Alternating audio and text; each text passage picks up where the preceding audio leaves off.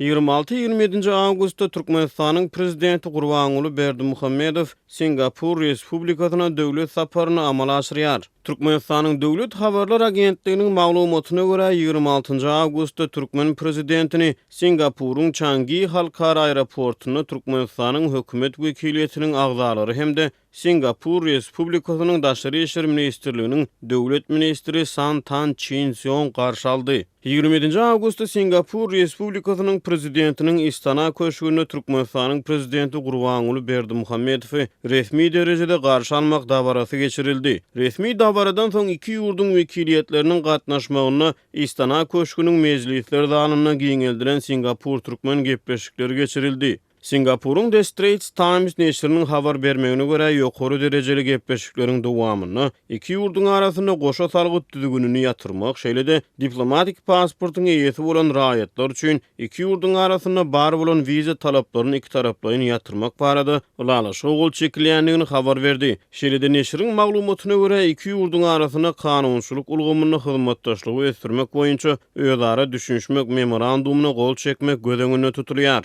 Türkmenistanyň döwlet medeniýetiniň habarlaryna görä 26 awgust duşanbe güni Singapurda Türkmen-Singapur Business Forumy geçirilipdir. The Straits Times duşanbe güni taraplaryň wekiliýetleriniň arasynda 9 sany özara düşünşmek memorandumyna gol çekilendigini habar berýär. Media maglumatlaryna Türkmenistanyň dökün himiýa önümçiligine Singapur bilen hyzmatdaşlygy ösdürmäge istek bildirýändigi habar berilýär. Galabertede Singapuryň banklar birleşigi bilen Türkmenistanyň Döwlet Daşary Iqtisad İş Banky bank we maliýe hyzmatlaryny ösdürmek, şol sanyny serhedara pul geçirimlerini ýola goýmak boýunça özara hyzmatdaşlygy ösdürmek boýunça ulalaşyk gol çekipdir. Türkmenistan bilen Singapur Respublikasynyň arasyna diplomatik gatnaşyklar 1996 ýylyň sentýabryna ýola goýuldy.